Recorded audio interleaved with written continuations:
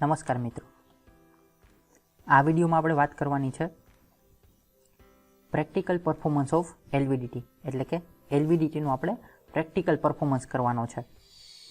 તો એના માટે આપણે એલવીડીટી એનું ફૂલ ફોર્મ જાણવું, એનું કન્સ્ટ્રક્શન કેવું છે, એની અંદર આપણે કઈ રીતે ડિસ્પ્લેસમેન્ટનું મેઝરમેન્ટ કરી શકીએ, ઓકે, અથવા તો અલગ અલગ રાશિઓનું માપન કરી શકીએ, એના વિશે આપણે માહિતી મેળવવાની છે અને એનું પ્રેક્ટિકલ પરફોર્મન્સ કિટ દ્વારા મેળવવાનો છે.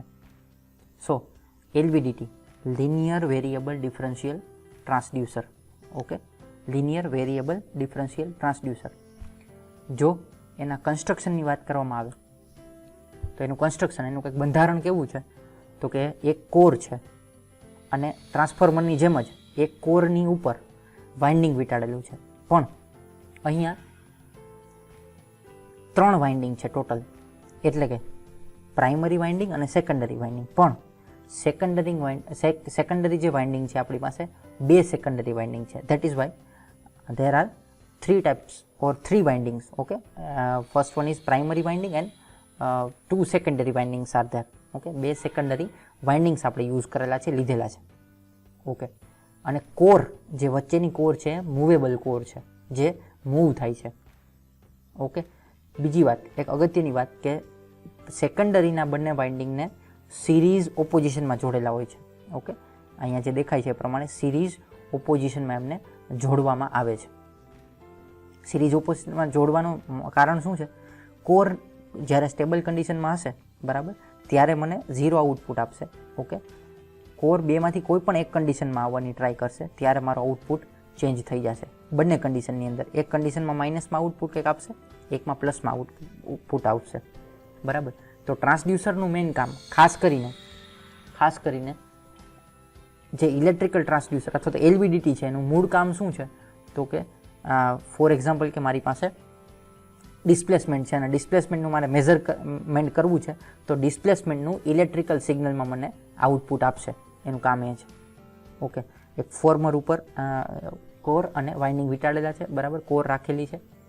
પ્રાઇમરી વાઇન્ડિંગ મારી પાસે એક વાઇન્ડિંગ છે જેમાં મેં સપ્લાય આપેલો છે ઓલરેડી, અને સેકન્ડરીમાંથી મારે સપ્લાય લેવાનો છે, ઓકે. અને એના માટે કરવાનું શું છે? એના માટે મારે કોરમાં ડિસ્પ્લેસમેન્ટ કરાવવાનું છે, ઓકે. તો આ પ્રકારનું કન્સ્ટ્રક્શન છે કે જેમાં એક પ્રાઇમરી અને 2 સેકન્ડરી, અને બંને સેકન્ડરીને સિરીઝ ઓપોઝિશનમાં જોડેલા છે.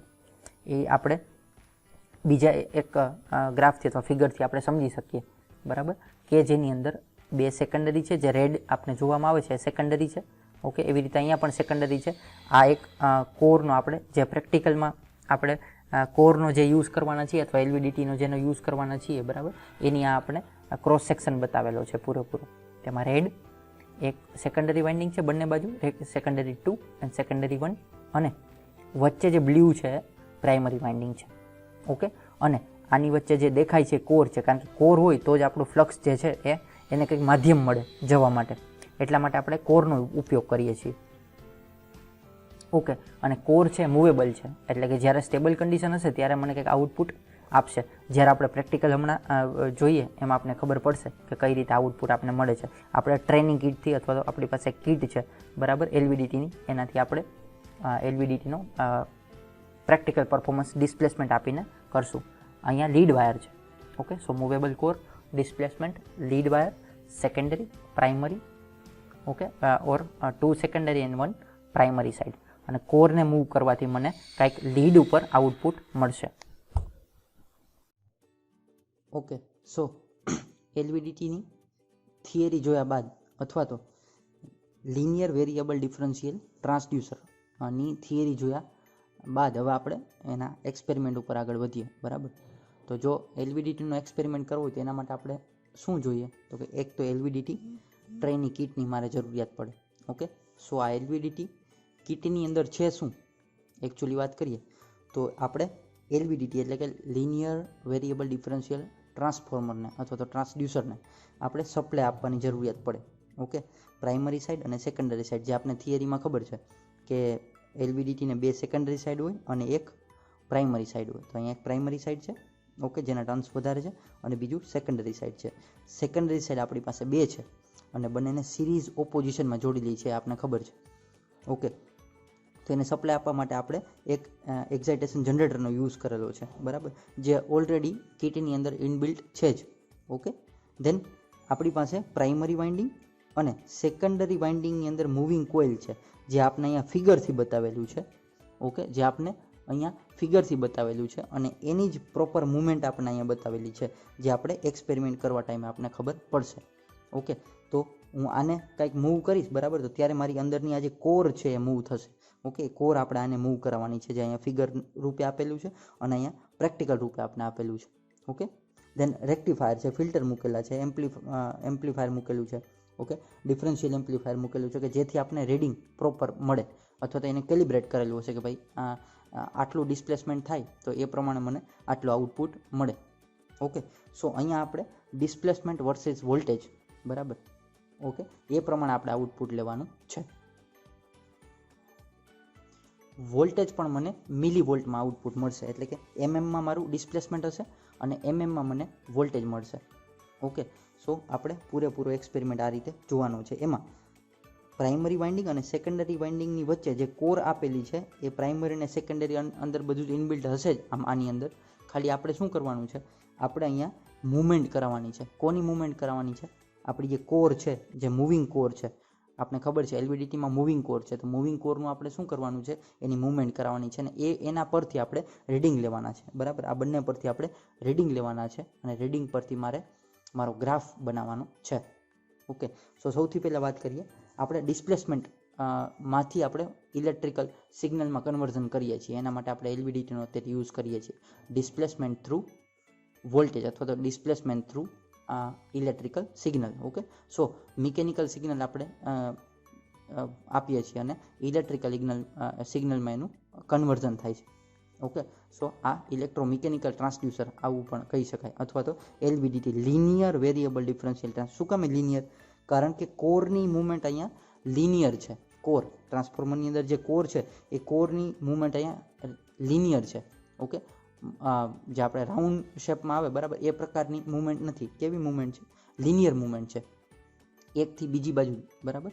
તો પછી મને જે ગ્રાફ મળે, ગ્રાફ પણ મને કેવો મળવો જોઈએ? લિનિયર મળવો જોઈએ. ઓકે, જે પ્રમાણે હું એમએમમાં કંઈક વધારો કે ઘટાડો કરું, એટલે કે ડિસ્પ્લેસમેન્ટ એમએમમાં હું મૂવ કરું, તો એનું આઉટપુટ મને ક્યાં મળવું જોઈએ? અહીંયા વોલ્ટેજના ફોર્મમાં મળવું જોઈએ. તો અહીંયા 25 mm સુધીનું આપણને આઉટપુટ ઓલરેડી આપેલું છે.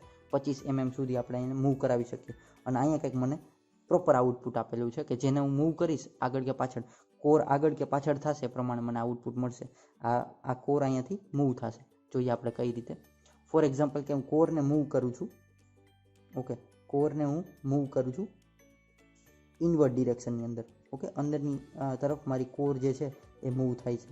હવે કેટલી મૂવ થાય છે આપણે મેઝર કરી શકીએ અને આઉટપુટ લઈ શકીએ. ઓકે, આ કોર અંદરની બાજુ મૂવ કરે છે, બરાબર, તો મને કંઈક અહીંયા આઉટપુટ મળે છે અને અહીંયા બહારની સાઈડ મૂવ કરે છે. મૂવ કરાવવું એટલે આ કોર જે છે ધીમે ધીમે બહારની સાઈડ મૂવ કરે. બહારની સાઈડ મૂવ કરે તો મને માઇનસમાં આઉટપુટ મળશે. અત્યારે ઝીરો કન્ડિશન છે, એનો મિનિંગ શું છે કે આ જે મારું પ્રોપર જે મારું મીટર છે, બરાબર, તો મારી જે પ્રોપર કીટ છે આ ઝીરો ઉપર છે. એનો મિનિંગ કે અત્યારે આ કીટ જે છે કેવી છે? કીટ મારી બેલેન્સ કન્ડિશનમાં છે. અત્યારે કોર એકદમ વચ્ચે હશે, નથી પ્રાઇમરી સાઈડ સેકન્ડરી સાઈડની ફર્સ્ટ સેકન્ડરીની નજીક પણ નથી અને જે સેકન્ડરી છે એની નજીક પણ નથી, બંનેની વચ્ચે છે એવું બતાવે છે અત્યારે. ઓકે, એટલે બેલેન્સ કન્ડિશન છે એવું કહી શકાય. હવે આપણી પાસે અહીંયા સ્કેલ છે કંઈક. સ્કેલ પ્રમાણે હું અત્યારે આ સ્કેલ કેટલા ઉપર છે? અત્યારે આ સ્કેલ 10 પર આપણે રાખશું ત્યારે અહીંયા 0 થઈ જશે, બરાબર. 10 પર રાખશું. જો કે આ બે રીતે આપણે આની અંદર આ મીટરની અંદર આપણે અથવા ટ્રેનિંગ કિટની અંદર એરર પણ લીધેલી છે ઓલરેડી. ઓકે, એટલે એરર પરથી હકીકત અહીંયા 0 કરીએ ને, આ 0 કરી દઈએ ત્યારે -5ની એરર છે ઓલરેડી. અત્યારે આ રીડિંગ 0 હોવું જોઈએ. અહીંયા 0 હોય ને, આની સાથે 0 ટચ થાય ત્યારે જ આ 0 હોવું જોઈએ, પણ એવું નથી. તો આટલી -0.05ની એરર છે, આપણે એને બાદ કરીને ચાલવાની છે. ઓકે, સો ફર્સ્ટ વન હું ઇન્સર્ટ કરું છું ઇનવર્ડ ડિરેક્શનની અંદર, બરાબર. એટલે કે 25 mm છે એમાંથી આપણે 1 mm ની મૂવમેન્ટ કરાવીએ છીએ અત્યારે, 0 થી લઈને 0 સુધીની મૂવમેન્ટ. ઓકે, સો 5, બરાબર. એટલે કે જો હકીકત જોવા જઈએ તો -5 ઓલરેડી હતા. ઓકે, અને આપણે -5 થી 5 સુધી લઈ ગયા, એટલે હકીકત એ શું થયું કહેવાય, 1 મિલીવોલ્ટ જેટલો 0.1 મિલીવોલ્ટ જેટલો આઉટપુટ થયું કહેવાય. ઓકે, આઉટપુટ મારું કેટલું થયું છે તો કે 0.1, બરાબર, આટલું આઉટપુટ થયું છે. ક્યારે? જ્યારે હું 1 mm મૂવ કરું છું ત્યારે. ઓકે, 1 mm મૂવ કરું છું ત્યારે. હવે હું 2 mm જેટલું મૂવ કરું, 0 થી લઈને પાછું 50, 40, 30, 20, 10 અને 0, એટલે કે 0, તો 1.5 થઈ ગયું. 1.5 ને આગળના -5 હતા એને આપણામાં ઉમેરવા પડે, એટલે હકીકત જોવા જાય તો શું થયું તો કે આ મારું 2, ઓકે, 2 બતાવે છે. ઓકે, 0.5 હતું અને આપણે એમાં 5 ઉમેરી દઈએ તો 1, ઓકે, અને અહીંયા 1.5 છે ઓલરેડી. ઓકે, અને આગળ આપણે જશું તો કેટલું બતાવશે મને? 2. અને આ રીતે પણ સમજી શકાય કે ઓલરેડી આપણે અહીંયા 0 ઉપર કરી દઈએ. ઓકે, 0 ઉપર કરી દઈએ તો અહીંયા કેટલા છે તો કે અહીંયા ફોર એક્ઝામ્પલ 0 ઉપર કરી દઈએ તો 40 સમથિંગ છે. હવે આપણે અહીંયાથી 1 mm આગળ વધીએ ને તો કેટલું થશે? 1 mm પાછું 40 ઉપર આવશું ત્યારે આપણે જોઈએ, બરાબર, તો ત્યારે અમારું કેટલું હશે? 1 આઉટપુટ હશે. ઓકે, આપણે અહીંયા એરરને કન્સિડર કરી છે, બરાબર. માઇનસમાં આપણી પાસે કંઈક એરર આવે છે ઓલરેડી. ઓકે, એ એરર કેટલી છે જોઈ શકાય. ઓકે, સો આપણે અહીંયા 0.40 અથવા તો 40 જેટલી એરર બતાવે છે. આપણે તો અહીંયા 0 ઉપર જ રાખશું, ભલે એરર જે આવે તે આપણે એને ગણશું, બરાબર. અહીંયા -5ની એરર છે. હવે સોરી 5ની એરર છે. આ હકીકત કેટલી છે? જ્યારે 1 ઉપર આવે ને તો અહીંયા -5ની એરર આપણને બતાવે છે આ એરર. ઓકે, સો આપણે રીડિંગ લેવાનું છે તો ફર્સ્ટ રીડિંગ આપણે ફરી વાર લઈએ. ઓકે, આપણે રીડિંગ 1 mm થી 1 વોલ્ટ જેટલું જ લેશું. ઓકે, અહીંયા -5 છે તો એને આપણે બાદ કરી દઈએ, તો એને આપણે અલગ કરીએ તો આઉટપુટ શું મળે જોઈએ. તો સૌથી પહેલાં આપણે ફરીથી રીડિંગ પાછું લઈએ. ઓકે, 1 mm હું અંદર ઇન્સર્ટ કરું છું તો અહીં મને -5 હતા અને -5 થી 5 સુધીનો સ્પાન આપણે ગણીએ એટલે ટોટલ 10 થાય. 10 એટલે 1 વોલ્ટ, બરાબર, આટલો સ્પાન થાય. -5 ઓલરેડી હતા, આપણે -5 થી 0 ઉપર ને 0 થી 5 ઉપર આવીએ એટલે ટોટલ સ્પાન કેટલો થયો? 10નો થયો. 10 એટલે 1 વોલ્ટ, બરાબર. તો આપણે 0 થી લઈ અને પાછા 1 mm સુધી આવ્યા તો 0.5 આવ્યું. આ હકીકત 0.5 અને એમાં પાછું આપણે એક -5નો જે સ્પાન હતો એ પણ આપણે એને કન્સિડર કરવાનો, એટલે આ 1 વોલ્ટ કહેવાય. ઓકે, અથવા તો આપણે 1 વોલ્ટ આ રીતે રાખીએ. ઓકે, પાછું 40 ઉપર આવીએ ત્યારે 1 વોલ્ટ, એટલે કન્ફ્યુઝન જ ન થાય. ઓકે, આ તો એરર બતાવવા માટે મેં આ પ્રકારનું કરેલું છે, એટલે તમને એરર શું છે, વોટ ઇઝ એરર, એ ખબર પડે, બરાબર. જ્યારે આપણે રીડિંગ લેતા હોય ત્યારે એરરને પણ આની અંદર બાદ કરીને આગળ વધવું જોઈએ. ઓકે, એટલા માટે એરર શું છે એની વાત આપણે કરી. Okay, then 1 volt, then we are going to take another reading. Okay, that is હવે 1 mm થી આપણે 2 mm સુધી જઈએ. Okay, first reading is 1 mm is equal to 1 volt. Okay, sorry, millivolt. Okay, millivolt. then displacement of 2 mm. Okay, 2 mm નું આપણે displacement કરીએ તો મને વોલ્ટ કેટલા મળશે? 2 mm નું ડિસ્પ્લેસમેન્ટ કરીએ ઓકે, તો વોલ્ટેજ કેટલા મળશે મને? 2 મિલીવોલ્ટ. ઓકે, હવે આ 1 mm ડિસ્પ્લેસમેન્ટ પોઝિટિવ સાઈડ જોજો, બરાબર. તો 1 mm મને આઉટપુટ મળે છે. હું અથવા તો 1 mm આને ઇનપુટ આપું છું તો મને વોલ્ટેજ 1 મિલીવોલ્ટ મળે છે. આવી જ રીતે પહેલાં આપણે 0 સુધી આ રીડિંગ લઈ લઈએ. ઓકે, હવે આપણે માઇનસમાં કંઈક રીડિંગ લઈશું ડિસ્પ્લેસમેન્ટનું. ઓકે, માઇનસમાં રીડિંગ લઈ અને અહીંયા જે દેખાય છે એ પ્રમાણે આપણે રીડિંગ લેતા જઈએ. તો આમ 1 મિલીવોલ્ટ માઇનસમાં મને આઉટપુટ મળ્યું છે, એટલે અહીંયા મેં 1 mm અથવા તો 1 mm માં અહીંયા ડિસ્પ્લેસમેન્ટ કર્યું ત્યારે મને 1 મિલીવોલ્ટ આઉટપુટ મળ્યું માઇનસમાં. ઓકે, કારણ કે આપણે હવે દૂર જાય છે કોરથી. ઓકે, આ ફોર એક્ઝામ્પલ કે હું એને મૂવ કરીને દૂર જાઉં તો અહીં માઇનસમાં આઉટપુટ આવે. જો હું નજીક જાઉં આ કોરની, બરાબર, તો મને પ્લસમાં આઉટપુટ મળે. ઓકે, વચ્ચેની કન્ડિશન એવી હોય કે જ્યારે મારું જે કોર છે બેલેન્સ હોય. Okay, so 0.1 now 2 mm displacement, so -2. Okay, now one another reading will be there. Okay, so minus, third one is -3 mm displacement. Okay, અને બાજુમાં -1 વોલ્ટ. તો રીડિંગ લઈ શકાય. એટલે આપણે 5 રીડિંગ લીધા ટોટલ. ઓકે, બે રીડિંગ અથવા તો હજુ આગળ તમારે લેવું હોય રીડિંગ તો પણ પ્લસમાં લઈ શકાય. લિનિયર એટલા માટે જ છે કારણ કે પોતે પણ લિનિયર છે એની કોર, અને આનો ગ્રાફ પણ વોલ્ટ અને ડિસ્પ્લેસમેન્ટનો ગ્રાફ પણ લિનિયર આવવો જ જોઈએ. બરાબર, લિનિયર ગ્રાફ હોવો જોઈએ.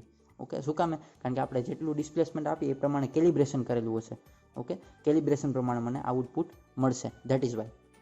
ઓકે, સો આપણે 3 વોલ્ટ પ્લસમાં આપણે ટોટલ 6 રીડિંગ લેશું.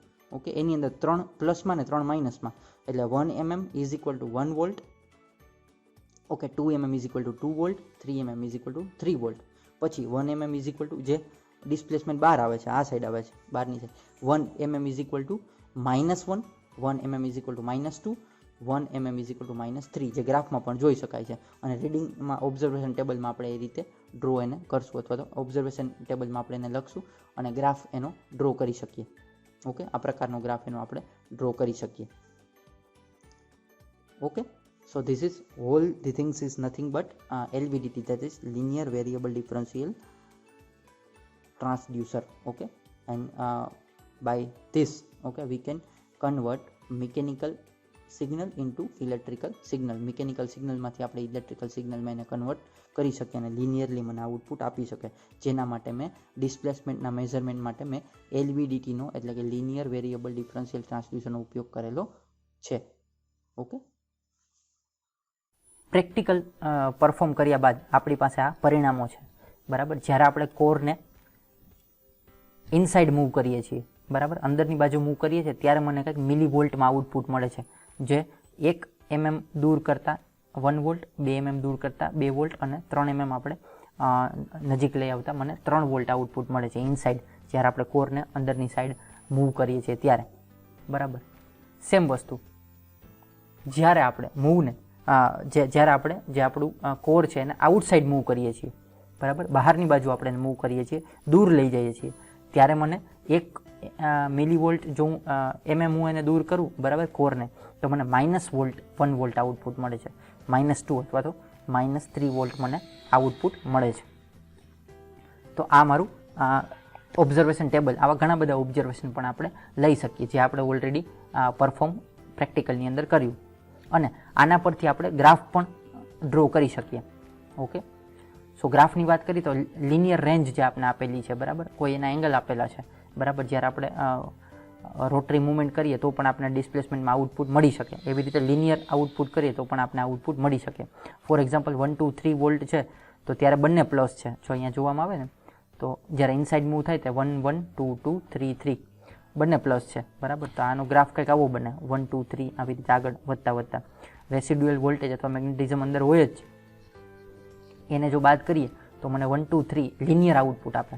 એવી જ રીતે મને માઇનસમાં પણ લિનિયર આઉટપુટ આપશે, એટલે વાય એક્સિસ અને એક્સ એક્સિસ, એમાં એક્સ એક્સિસ મારી માઇનસ હશે.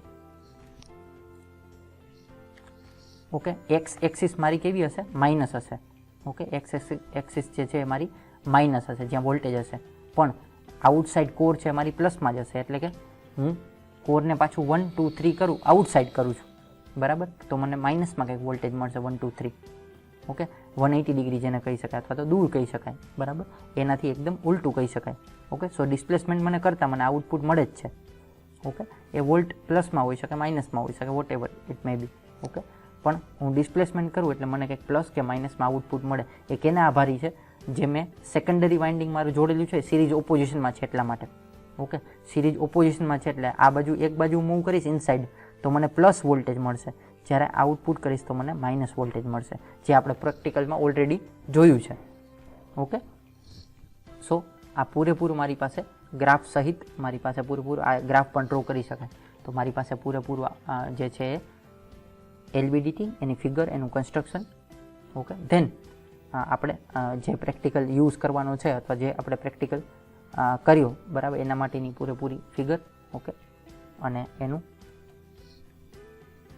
ચાર્ટ અથવા તો જેને કહેવાય આપણે ઓબ્ઝર્વેશન ટેબલ અને ગ્રાફ. તો આ પૂરેપૂરો હતો LVDTનું construction, working, practical performance, okay, graph and observation table. Okay, I hope you like this video. Thank you.